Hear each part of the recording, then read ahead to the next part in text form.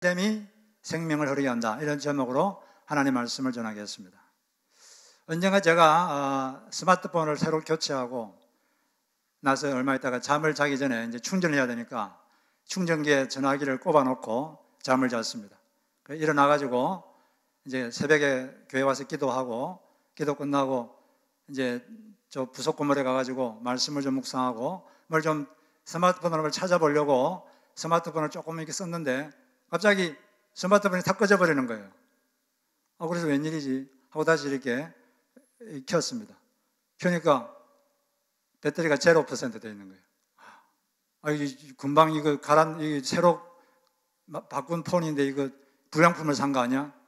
그래 또 바꾸려고 그러면 또 번거롭겠구나. 막 그래가지고 좀 하고 이제 집에 왔습니다. 집에 와가지고 보니까 충전기를 꼽는다고 콘센트를 꽂긴 꽂아봤는데 느슨하게 꼽아가지고 이 전기가 안 통하게 되어 있는 거예요.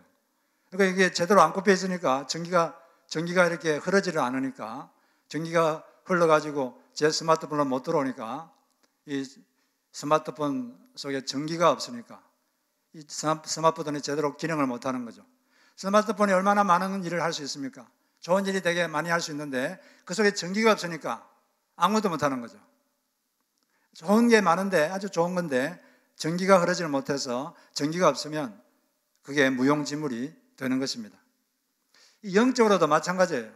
우리가 예수를 믿으면 우리가 성령님이 우리 안에 계시고 우리는 새로운 본성을 갖게 되는데 그럼 우리가 참으로 우리 내면이 변화된 모습, 성숙한 모습 이런 걸 보여줘야 되고 죄에서 이기는 모습이 있고 이래야 되는데 우리 가끔씩 우리가 살다 보면 내가 이러지 말아야지, 다시는 이러지 말아야지, 내가 다시 성질 부리지 말아야지, 다시는 혈기 부리지 말아야지, 내가 다시 걱정하지 말아야지, 내가 주님만 믿어야지, 내가 더 사랑해야지, 내가 용서해야지.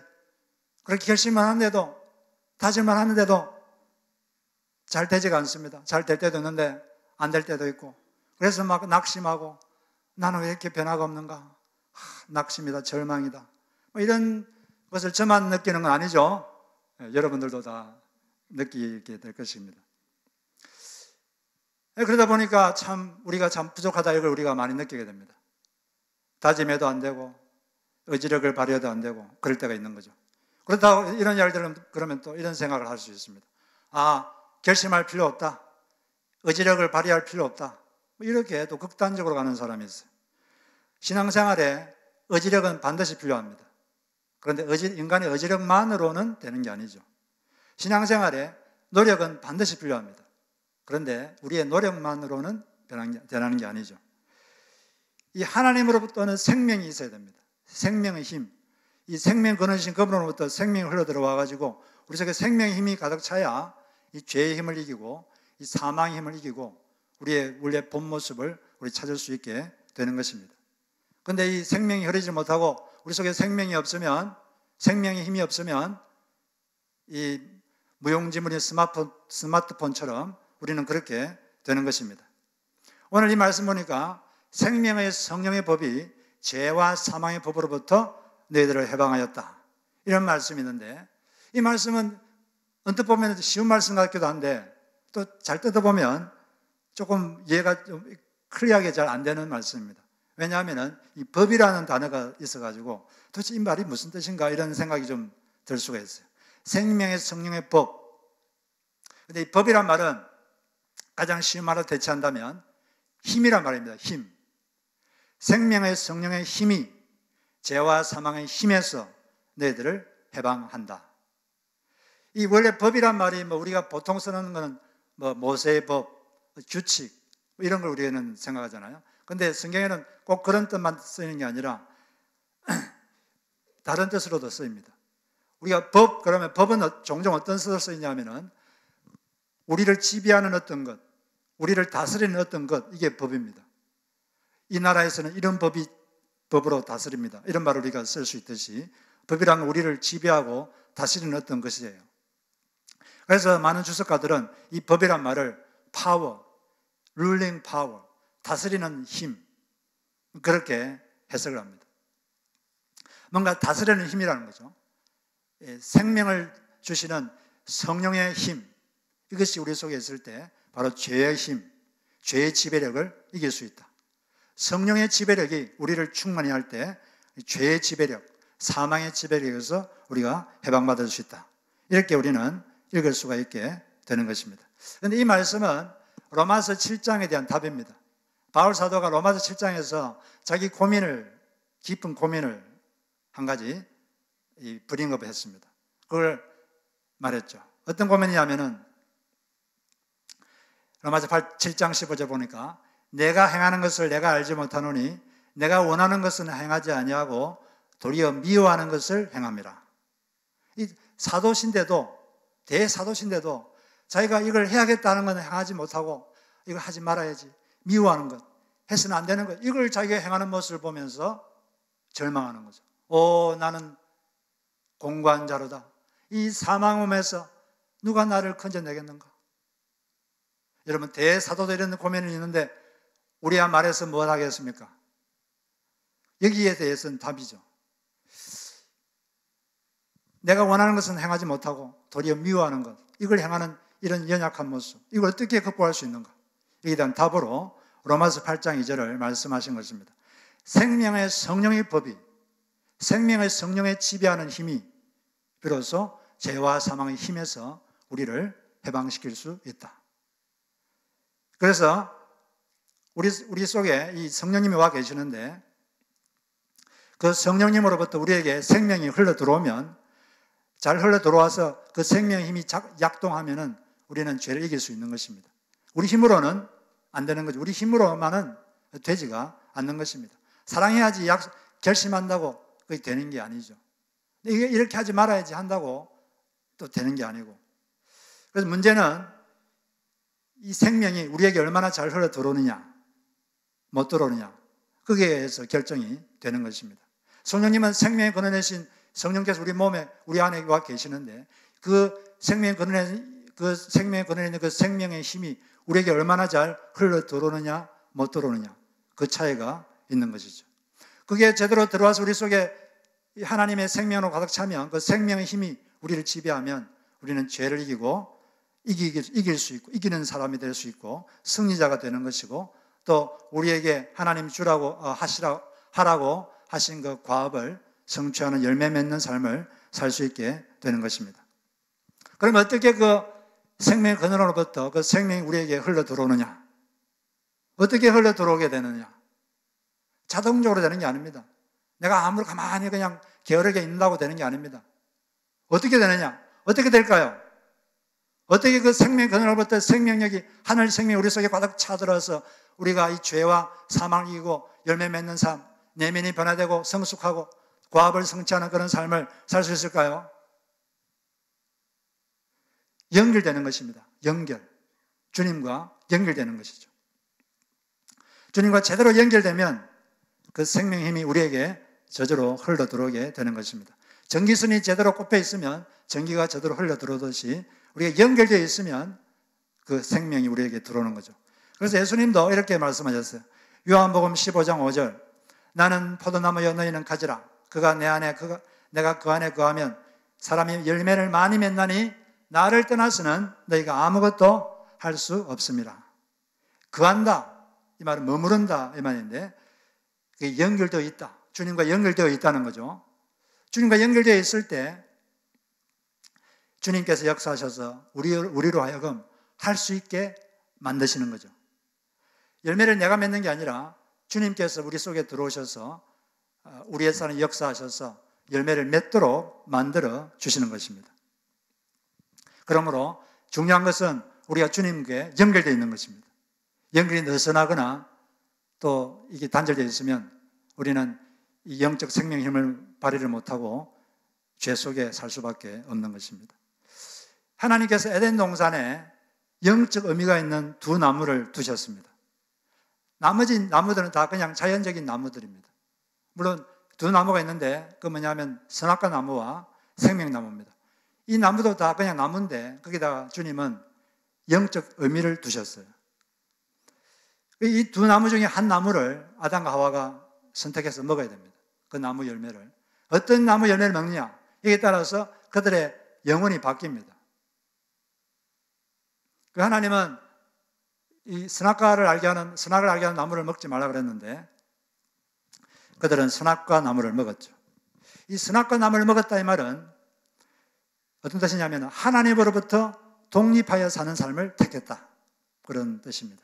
하나님으로부터 독립해서 자신의 지식과 자신의 지혜로 사는 삶, 그 삶을 선택하겠다는 것입니다. 그걸 선택하는 거죠. 하나님보다 독립을 선언하고 이제 하나님 없이 내 지식과 내 힘으로 살겠습니다.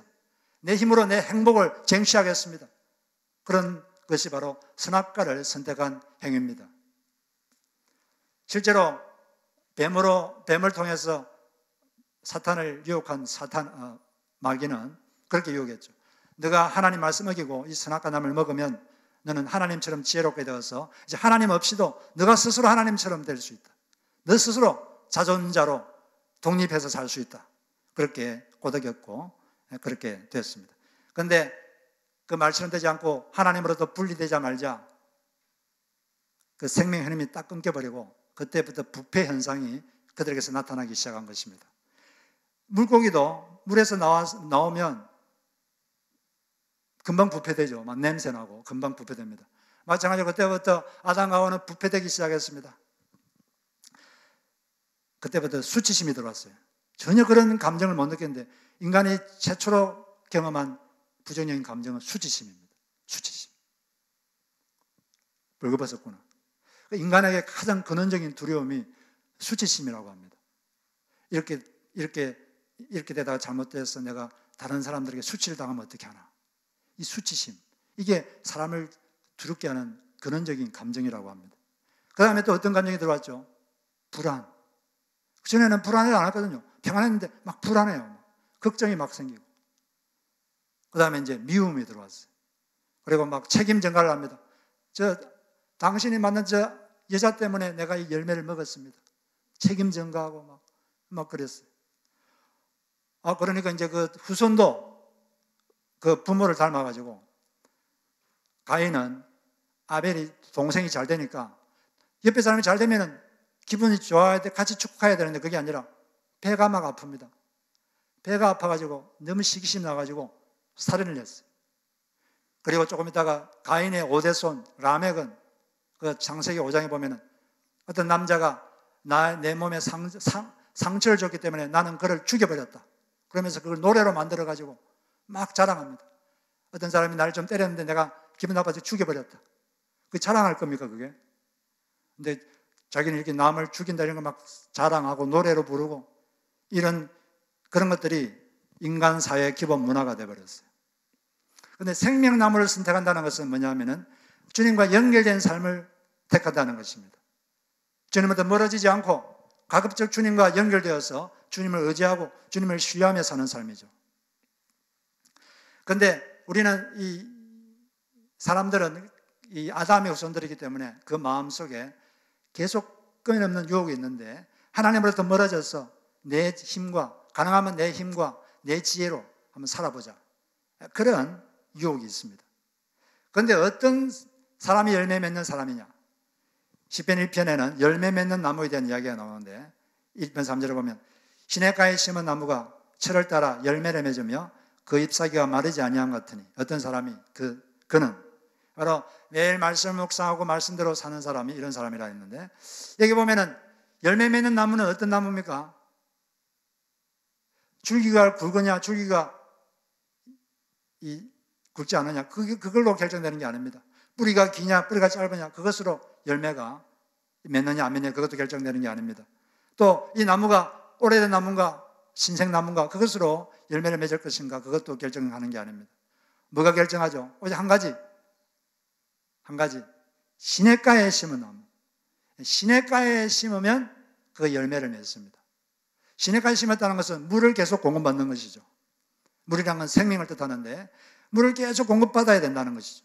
연결되어 있으면 그러면 열매를 맺을 수 있다. 그 사람의 내면이 자꾸 변화되고 더욱더 성숙하게 되고 또 하나님이 하라고 하신 일을 과업을 성취하게 되는 그런 사람이 된다는 것입니다. 우리가 열매 맺는 유일한 방법은 주님께 연결되는 것입니다. 연결되면 생명이 우리에게 흘러 들어와서 그 생명의 힘이 우리로 하여금 열매 맺도록 만들어주는 거예요. 내 힘으로만 되는 게 아닙니다. 우리가 할 일은 주님께 연결되는 거예요. 우리가 노력해야 될 것은 주님께 연결되는 노력, 주님과 떨어지지 않는 노력, 그게 우리의 노력이 필요한 것입니다. 거기에 위해서는 절제가 필요하고 우리의 자기 절제가 필요한 거죠. 이 생명 대신 주님과 연결이 끊어지면 사람들은 다 비슷비슷합니다.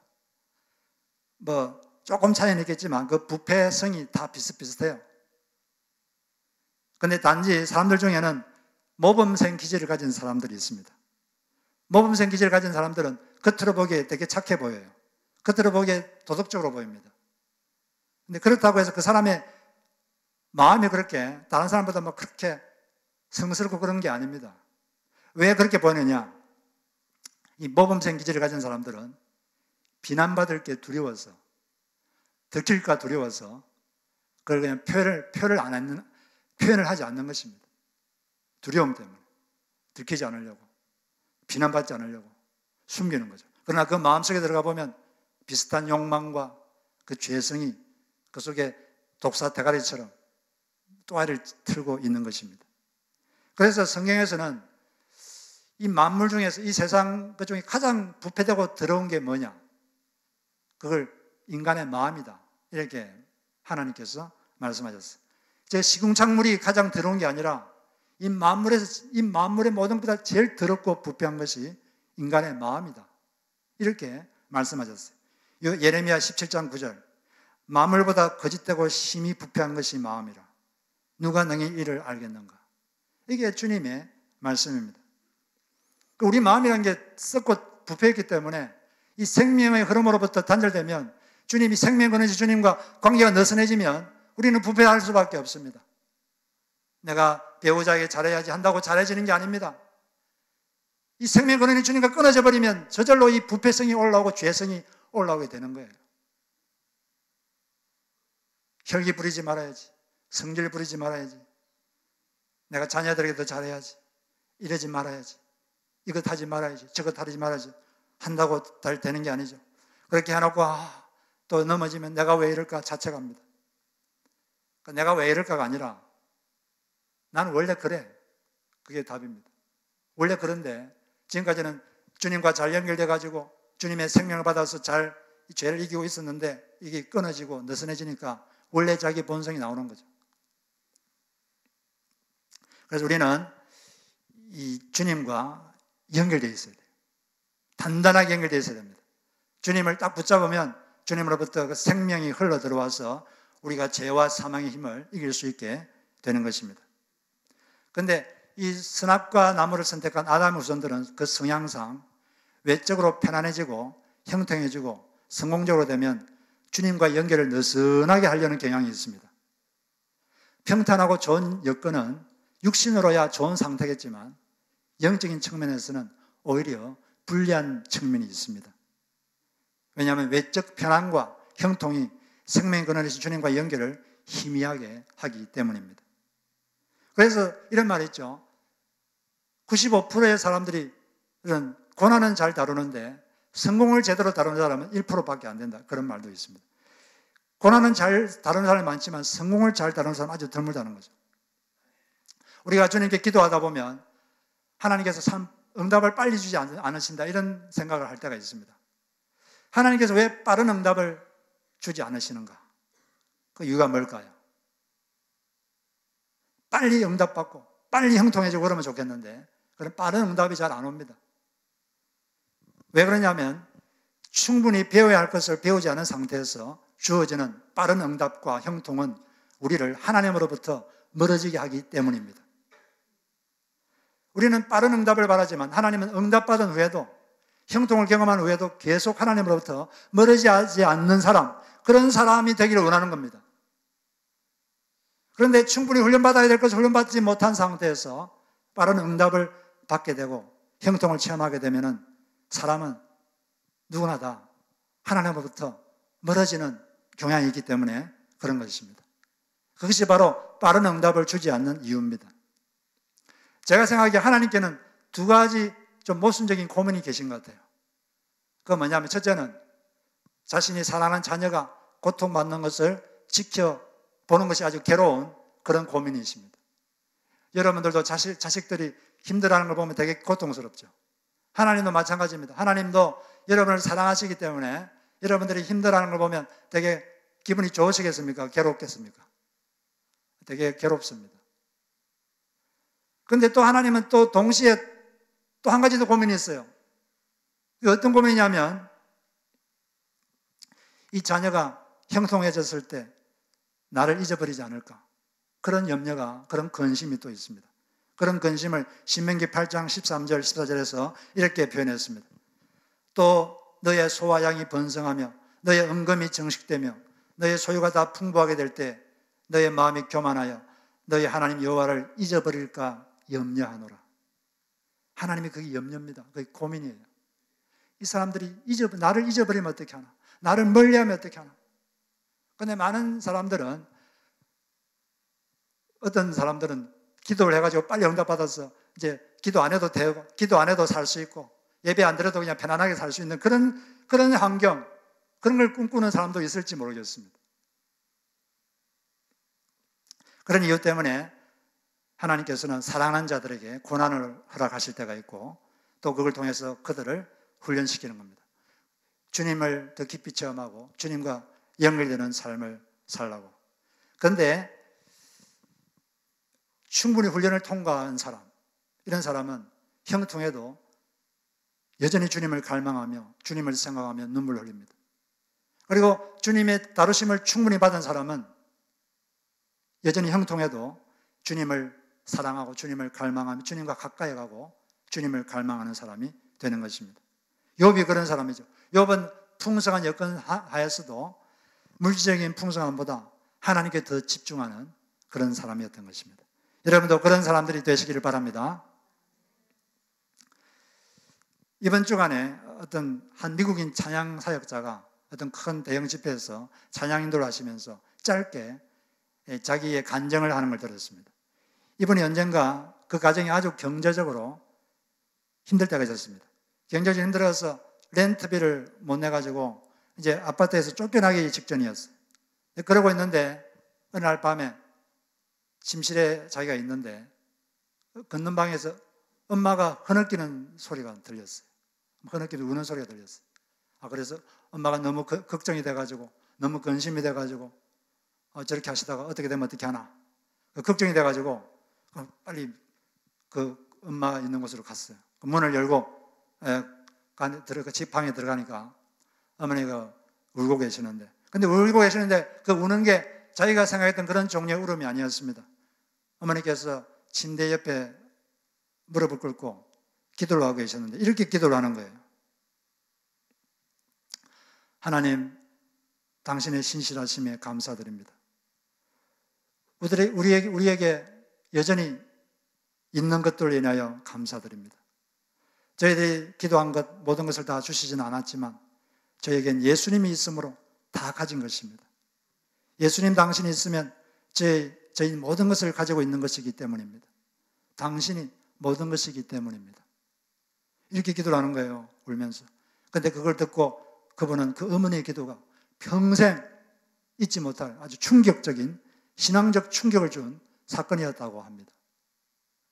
그분이 그렇게 힘든 가운데서도 어떻게 하나님을 원망하지도 않고 근심 걱정에 잡히지도 않고 어떻게 그런 기도를 할 수 있었을까요? 그분이 주님께 연결되어 있었기 때문입니다. 기도로 연결되어 있었기 때문에, 기도줄로 연결되어 있으니까 하늘로부터 생명이 힘이 그에게 생명이 흘러 들어와서 그 속에 생명이 가득, 주님의 생명이 가득하니까 죄가 이길 수 없는 겁니다. 사망의 힘이 이길 수 없는 거예요. 사망의 힘이 이기면은 근심 걱정이 충만하겠죠. 죄가 이기면은 하나님을 원망하고 그래야 되겠죠. 그러나 연결되어 있었기 때문에 그 주님의 생명력으로 그 죄와 사망을 이기고 감사하는 자가 될 수 있었던 것입니다. 우리 힘으로 우리는 열매 맺는 사람이 될 수 없습니다. 우리 힘만으로는 안 되죠.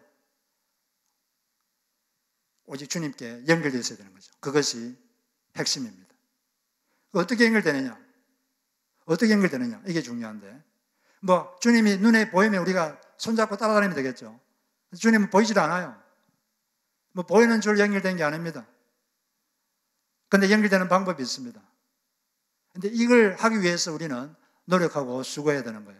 저절로 되는 게 아닙니다. 게으르게 하면 되지 않아요. 바울처럼 내가 내 몸을 복종하게 하면 내가 남에게 전파한 후에 내가 버림을 받을까 두려움이라. 자기 몸을 쳐서 복종을 시키는 그런 자기 절제가 필요합니다. 어떻게 연결되느냐? 먼저는 주님을 의식하면서 주님의 이름을 부를 때 우리는 주님과 연결됩니다. 내 이름을 부르는 자는 구원을 받으리라. 그렇게 말씀하셨죠. 우리가 주님을 생각하면서 주의 이름을 부를 때 우리는 주님의 임재 아래 있게 되는 것입니다. 우리는 다른 일을 하면서도 마음 깊은 곳에서는 계속 주님, 주여 이렇게 할 수 있어요. 소리 안 내고 그냥 속으로 그렇게 할 수 있습니다. 가끔씩 밖으로 소리 내도 되고 남과 대화하면서도 속에서는 계속 주여, 주님 그렇게 주님을 부를 수 있어요. 계속 하루 종일 일하면서도 속으로는 주님, 주여 이렇게 주님을 부르는 것입니다. 어떤 성도님은 하루 종일 풀타임으로 직장에 일하시면서 계속 기도하신다고 합니다. 요즘은 이제 마스크를 쓰고 있으니까 남이 잘 안 보이니까 기도하기 그게 좀 좋으시다고 그런 이야기도 들었습니다. 그렇게 계속 기도하면 좋겠지만 그렇게 기도를 못하더라도 속으로라도 우리가 계속 주님의 이름을 부르는 것, 주님을 생각하고 그럴 때 우리는 주님의 임재 아래 거하게 되는 것이고 주님과 연결되는 것입니다. 옛날에 동방의 수도사들은 짧은 기도를 하루 종일 했다고 합니다. 짧은 문장, 이 짧은 문장을 계속 하는 거예요. 주 예수여 자비를 베푸소서. 한번 호흡할 때마다 주 예수여 자비를 베푸소서. 근데 우리가 하루 종일 일하면서 이렇게 하는 것은 사실 힘들고 그 좋은 정신을 받아들이는 거죠. 우리가 계속 주님 이름을 부르는 것입니다. 다른 걸 하면서도 여러분 주님 이름을 부르시기 바랍니다. 그래서 자꾸 이게 주님, 주여 이 주님을 생각하면서 할 때 여러분은 계속 주님 임재 아래 머물게 되고 그러다 보면 무슨 일이 있으면 주님 어떻게 할까요? 이렇게 주님께 질문하기도 쉽게 되고 또 그렇게 주님의 임재 아래 있으면 주님께서 가끔씩 우리에게 어떤 생각을 확 집어넣어 줍니다. 그렇게 해서 우리를 인도하시죠. 갑자기 여러분이 스스로 생각하는 것도 아닌데 외부에서 들어오는 생각이 있잖아요. 그건 영계에서 오는 것입니다. 제가 이번 주에 어느 날 제 아들이 대학교 1학년인데 책상에 앉아서 뭘 하고 있는데 제가 궁금한 게 있어가지고 몇 가지를 막 물어봤어요. 몇 가지를 이렇게 물어봤는데 좀 귀찮았는지 제가 느끼기에 조금 약간 무례하게 들리는 그런 말을 하는 거예요. 순간 기분이 좀 상했습니다. 마음이 좀 상했어요. 그러면서 이런 생각이 들었습니다. 아버지한테 저런 태도를 취하면 안 되지. 저건 짚고 넘어가야겠다. 그런 생각이 좀 들었습니다. 그거 가지고 이제 말하고 그러면 이제 걔도 화가 나겠죠. 하여튼 그런 생각을 좀 하다가 근데 조금 있다가 갑자기 어떤 문장이 하나가 확 떠올랐어요. 갑자기 어떤 생각이 확 들어왔습니다. 평소에 제가 설교할 때 자주 하던 말인데 그게 갑자기 저한테 가지고 생각나는 거예요. 어떤 말이냐면 화났을 때는 절대 말하지 마라. 이 말이 갑자기 팍 생각나는 거예요. 화났을 때 왜 말하면 안 되죠? 화랑은 독이거든요. 화났을 때 말하면 반드시 그 독이 전달됩니다. 상대방이 나한테 화가 났다 이걸 알면은 상대방도 화가 납니다. 그러면은 다투게 되고 화는 자꾸 생산이 되죠. 더 큰 화가 생기고 그리고 사람이 화가 났을 때는 분별력이 확 떨어집니다. 그럴 때 말하는 것은 어리석은 결과를 초래하게 되고 반드시 후회하게 되죠. 그래서 제가 그런 말이 갑자기 생각나가지고 제가 가만히 있었어요. 가만히 그냥 있고 한참 그냥 있고 그냥 지나갔습니다. 가만히 생각해 보니까 내가 좀 너무 귀찮게 한 것 같다 이런 생각이 들었어요. 뭘 하고 있는지 가가지고 이렇게 물어보고 좀 귀찮게 하는 내가 좀 귀찮게 했구나 이런 생각이 좀 들고 그리고 가만히 생각하면 걔가 한 말이 그렇게 무리한 말도 아닌 것 같아요. 가만히 생각해 보니까 괜히 혼자서 그냥 그랬던 것 같아요. 그래서 그냥 잘 넘어갔어요. 넘어가서 이제 저녁 시간 돼가지고 그때 우리가 가정 예배를 일주일에 한두 번 드리는데 그때 가정 예배를 드리면서 다시 제가 질문했어요. 그때 한 질문을. 그러니까 걔가 상냥하게 잘 답을 하더라고. 답을 하고 그거 가지고 같이 토론도 좀 하고 같이 기도도 하고 그래서 아무 일이 없이 잘 지나갔습니다. 그때 제가 갑자기 기분 나빠가지고 왜 그렇게 아빠한테 무례해? 그럼 내가 뭐 무례했다 그래요? 아빠가 나한테 잘못했잖아. 이런 식으로 하면 이제 싸움이 되는 거죠. 그러면 관계가 나빠지고, 예, 우리는 가끔씩 화가 났을 때 자기 이 화를 남한테 말하면은 속이 시원하니까 좋을 거라 생각하는데 절대 그런 게 아닙니다. 화를 표현하면 상대방에도 화가 생산됩니다. 계속 관계는 자꾸 깨지고 멀어지는 거예요. 제가 왜 이렇게 됐냐면 성령께서 이렇게 갑자기 생각을 탁 줬을 때 제가 그걸 딱 받아들이고 제가 그게 따라한 거죠. 성령님께서는 우리의 마음을 준비시켜 주는 데까지만 일을 하십니다. 그 다음에 그렇게 따라할 건가 말할 건가 내가 딱 선택해야 돼요. 내가 성령의 말씀대로 따라할 건가 안 할 건가는 내가 선택하는 거예요. 우리가 이렇게 매일 주님의 이름을 부르고 주님의 임재 아래 있으면 주님께서 여러분 사실 때 이런 영감을, 통찰을 주실 때가 있습니다. 그러면 그때 여러분 생각도 하지 말고 성령님이 주시는 그걸 딱 따라하면 좋은 결과가 있게 되는 것입니다. 그렇게 사시기를 바랍니다. 이처럼 우리가 주의 이름을 부를 때 주님과 연결되는 것이고, 또 어떤 분은 찬양을 통해서 더 쉽게 주님과 연결되는 분이 있습니다. 찬양이라는 게 찬양하다 보면 주님과 연결되는 거예요. 주님의 임재를 있게 되고, 어떤 목사님의 어머니는 남편을 일찍 여의고 혼자서 자녀 셋을 키웠습니다. 삭바느질로 키웠어요. 남에게 일감을 와가지고 밤늦게까지 이렇게 새벽까지 막 바느질하고, 이분은 그렇게 고달픈 삶을 살면서 늘 입에서 찬송이 끊어지지 않았다고 합니다. 늘 찬송하는 거죠. 그때 자주 불렀던 찬송이 이런 찬송이었다고 합니다.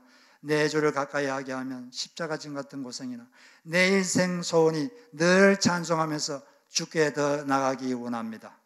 내 일생 소원이 늘 찬송하면서 주께 더 나가기 원합니다. 내 일생 소원이 늘 찬송하면서 주께 더 나가기 원합니다. 이런 찬송 부르면 주님과 연결될까요? 안 될까요? 예, 이런 이 찬송을 부르면 주님이 임재가 있고 주님과 연결되는 것입니다. 여러분 자주 여러분 사시면서 찬송을 하세요. 특히 마음이 컨트롤이 안 되면 찬송을 하세요. 찬양 속에 임재하시는 주님을 여러분 자주 체험하시기 바랍니다. 또 언제 우리가 영적인 주님과 연결되냐면 주님을 생각할 때, 생각하는 순간 주님과 영적으로 연결됩니다. 주님을 자주 생각하시고 주님을 바라보시기 바랍니다. 그리고 또 믿는 성도들과 영적인 교제를 할 때, 그때 주님의 임재가 있고 주님과 연결되는 거예요. 그런데 믿는 성도들이라 할지라도 모여가지고 세속적인 주제로 이야기하고 그런 것만 이야기하면 그게는 그런 것으로는 연결이 안 되죠. 영적인 대화. 그래도 우리는 말씀을 가까이 함으로써 주님과 연결됩니다. 말씀은 주님을 만나는 도구입니다. 우리는 말씀을 읽고 듣고 묵상하고 암송하고 그러면서 주님과 연결되는 것이고 주님과 가까이 오게 되는 것입니다. 무엇보다도 기도할 때 주님께 우리는 깊이 연결이 됩니다. 항상 기도하라 그러죠. 항상 기도하라. 그게 무슨 뜻일까요? 그건 규칙적으로 기도하라는 것입니다. 매일 규칙적으로 시간 정해놓고 매일 기도하라는 거예요. 매일매일 항상 기도하라는 것입니다.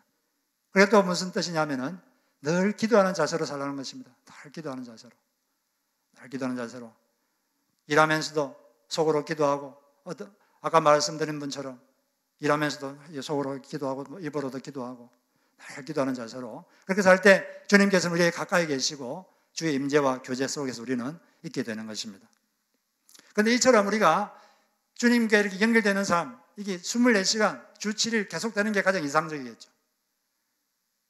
이렇게 되기 위해서 필요한 게 뭐냐면 예배를 잘 드리는 것입니다.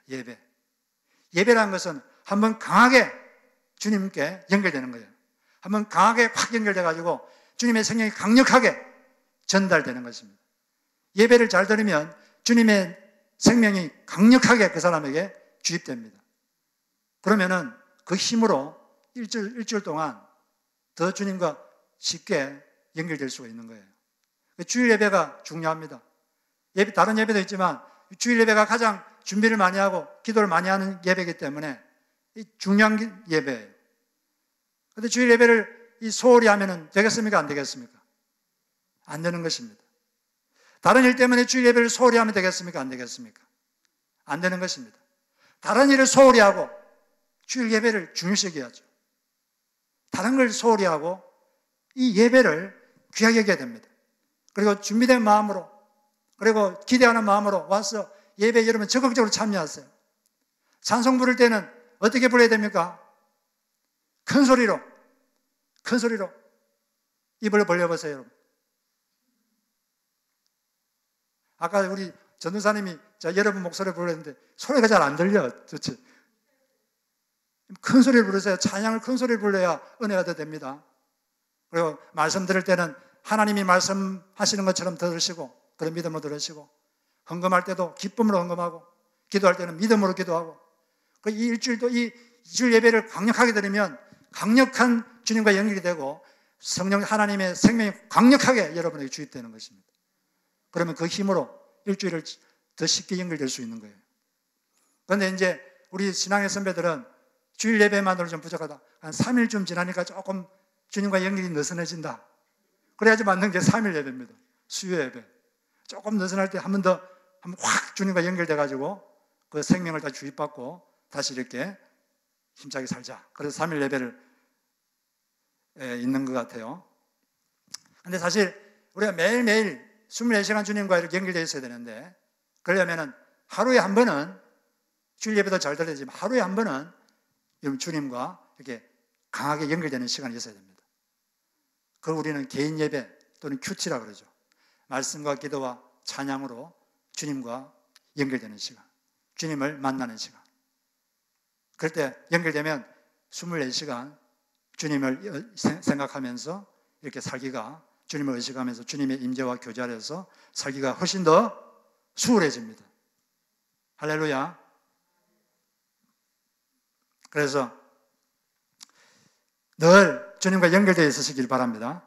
그래서 생명을 해서 생명의 주님께서, 주님으로부터 이 생명이 우리에게 흘러 들어와서 우리 생명을 가득 차서, 그럴 때 우리는 죄를 이길 수 있고, 우리 의지력만으로는 안 됩니다. 의지력도 필요하지만 의지력만으로는 안 됩니다. 주님을 이름을 부르세요. 찬양을 하세요. 기도를 하세요. 성도들과 영적 교제를 하십시오. 말씀을 가까이 하십시오. 무엇보다 예배를 드리십시오. 그렇게 함으로써 주님과 연결되어 있으시기 바랍니다. 연결이 끊어지면, 느슨해지면 여러분 속에 있는 죄성, 육성, 부패성, 그것들이 올라오고 자꾸 주님부터 멀어지고 싶은 그런 생각이 자꾸 듭니다. 그건 지옥에서 나오는 생각이기 때문에 그런 생각은 과감하게 끊으시고 주님과 연결되셔서 승리하시는 여러분 되시기를 주의 이름으로 축원합니다.